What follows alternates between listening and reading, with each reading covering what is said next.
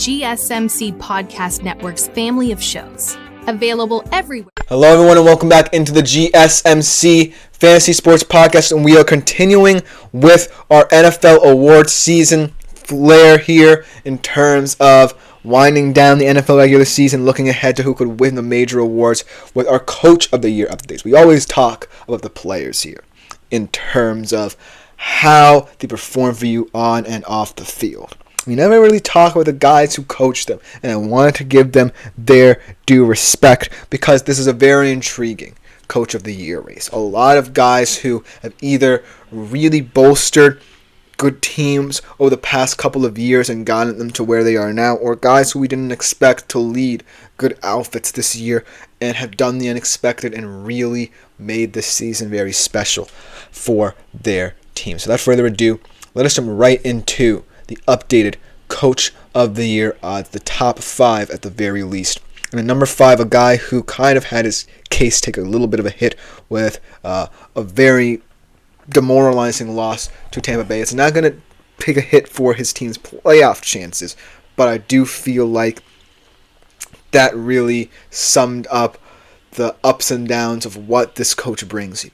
But I do feel like if this team truly buys into his ethos and his philosophies, then this team can have a bright future ahead of it.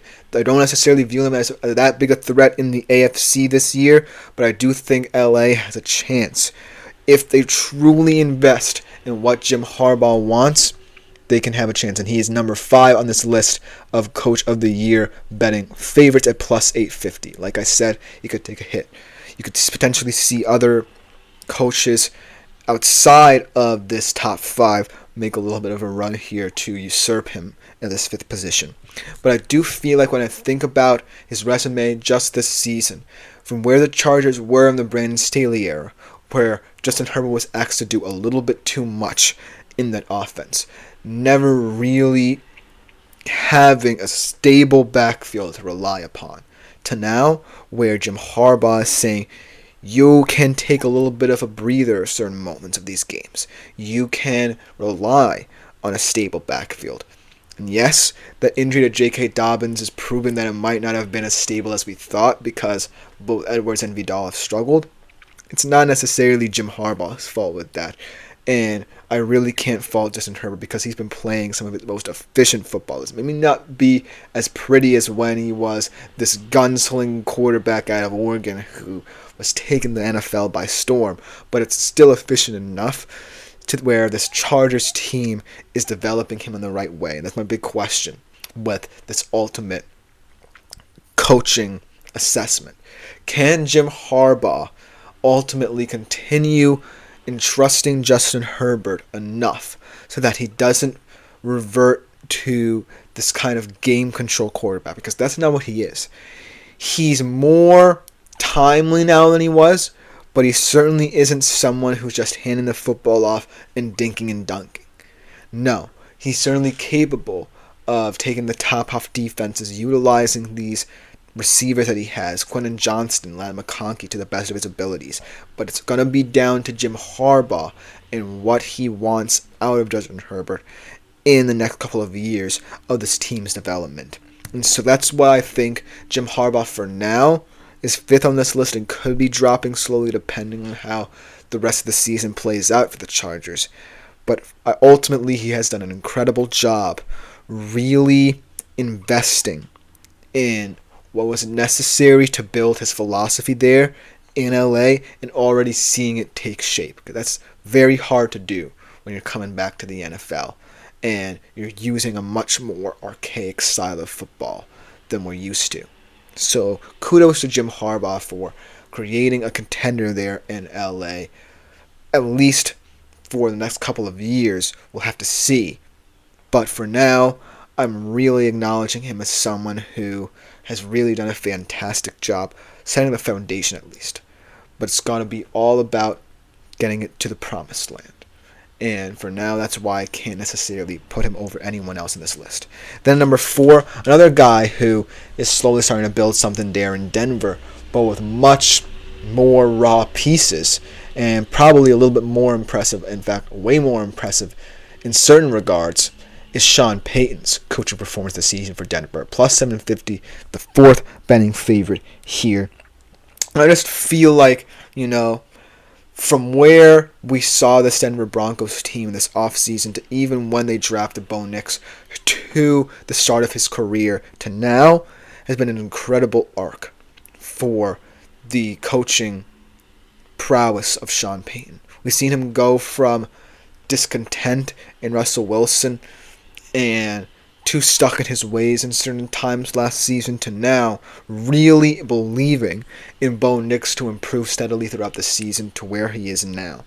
To a point where Bo Nix can be competent enough to lead the Broncos to impressive wins or even impressive losses in certain situations, where we finally get to see the infrastructure of what this Denver Broncos team can be when there's steady quarterback play.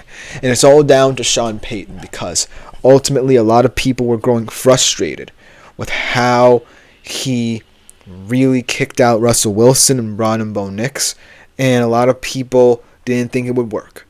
In my opinion, I was one of them as well.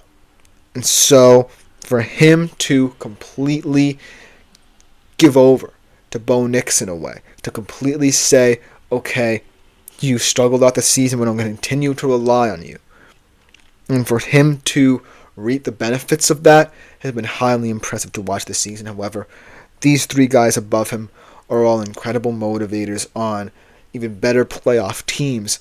And Sean Payton, for now, needs to prove that Bo Nix is not a fluke in even bigger situations for me to truly say that the Broncos and Sean Payton can truly be taken seriously on the grandest of stages. And that's why for now he sits at 4, in my opinion. Then the number 3 position. A guy who could have won this award all 18 years of his NFL career. Never in his entire career has he ever had a losing season. The paragon of consistency. And a lot of people should say give him the award. And I feel it will be justified if he does somehow get this award.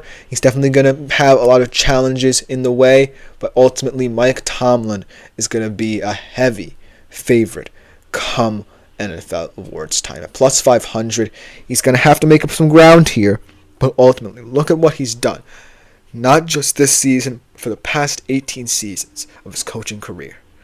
Never, ever, in the most dire of situations, in the best of situations, has he ever had a losing season. And look at this season in particular.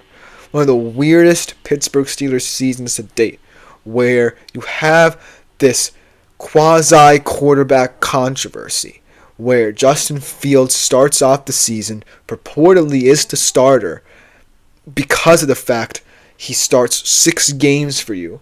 Then Russell Wilson comes back from injury and you say, well, even though Justin Fields is playing so well, we're going to start him. And still perform well. The point where you're one of the biggest contenders in the AFC, that is a miraculous achievement. And I think that when you look at all the seasons, even the really, really bad ones for Mike Tomlin, even last year, for example, compare it to this season, where it's really miraculous that he got the best out of 2 quarterbacks who were seemingly headed in bad directions, where Justin Fields' development in Chicago was being stunted, and Russell Wilson was basically kicked out the door in Denver, and no one seemed to want him. Taking them in, coaching them up, and getting them both to play at high levels. That is impressive, because you had at least a modicum of consistency when you had Ben Roethlisberger there. Yes, you've had a couple QB changes. You tried the Pickett experiment and it didn't work. But this season has been incredible because these were unwanted goods.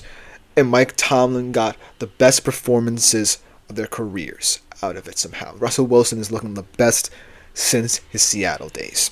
And so that's why I think that Mike Tomlin's in the race. Whether he's going to win it or not, it remains to be seen. I do think he's sitting in a very good place now where if these next contenders, both NFC North coaches, to give you a hint, kind of falter, he could ultimately steal this award just because I feel like he has had the more impressive season of these 2 guys ahead of him. But for now, I think it's mainly because of the fact that It's just become a point of consistency for a guy like Mike Tomlin. But let's talk about these top two guys. Number 2, a guy that my dad will be very happy to see here, KOC, Kevin O'Connell, plus 400. Great head coach, great guy.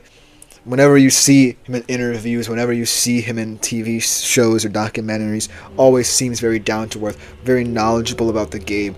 But what has impressed me about this Minnesota Vikings turnaround is the entirety of this coaching staff believing this team, not just Kevin O'Connell, which gives me pause in this awards race, because when I think about Coach of the Year, I think about one guy who's had a significant impact.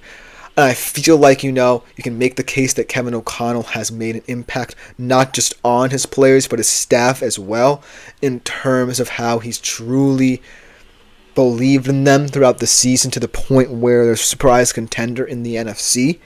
But I do feel like, the season for Kevin O'Connell was based around reliance on the people around him as well. It was an all-encompassing effort for the Vikings. I also have to give credit to GM Kwesi Adolfo-Mensah here for bringing in Sam Darnold as kind of a stopgap now for the time being as J.J. McCarthy recovers, and it remains to be seen whether or not they resign him in the offseason, but that's a masterstroke that we're not talking about enough in that department. So while I love Kevin O'Connell, I think he's one of the great young minds in the NFL, this top guy and Mike Tomlin both have shown that it's through their own impact rather than reliance on other teams. And this is not an indictment of Kevin O'Connell. And I don't want to make my dad angry here. But I do think that Mike Tomlin and this next guy on this list just have, through their singular impact on this team, done a little bit more than Kevin O'Connell in certain areas. But Kevin O'Connell, from what this team has thought of before the season to now, has done an incredible job. It's just that it was more of a team effort for Minnesota than one singular person. And this guy at the number 1 position kind of resembles that to a T here. Dan Campbell. Yes, this team has had its struggles. It's had its injuries throughout the year. Potentially, that will be their undoing. But look where Dan Campbell has taken this team. Look where his energy, for that matter, has taken this team. On the doorstep of the NFC Championship, after they've never been to a Super Bowl or even that far in over 50 years, to now being considered one of, if not the best teams in the entire National Football League. And it's all because Dan Campbell just relies on this football team. He knows that it's not necessarily the most talented roster, right? When I look at other teams around the NFL, there are certainly better players at every position over the Lions. We here at GSMC have done a comparison of the Lions and Eagles roster, and we agree that there is more talent on the Eagles roster. What he's doing with it and how he's relying on them, most importantly, in the most outrageous of situations, kicking random onsides, going for it on 4th down when the game is won, going for it so many times in the NFC Championship game, even though you had such an insurmountable lead, and you could have, if you wanted to, made the more conservative choice. That screams to me Coach of the Year. You go down with the ship when it goes down, but you elevate the team when you elevate it, and you really make it your own. And Dan Campbell has done it with this team in spades. Whether or not it leads to a Super Bowl, I'm not sure, but I have to commend him for what he's done, and I do think he's rightfully sitting on the throne for the ultimate betting favorite for Coach of the Year.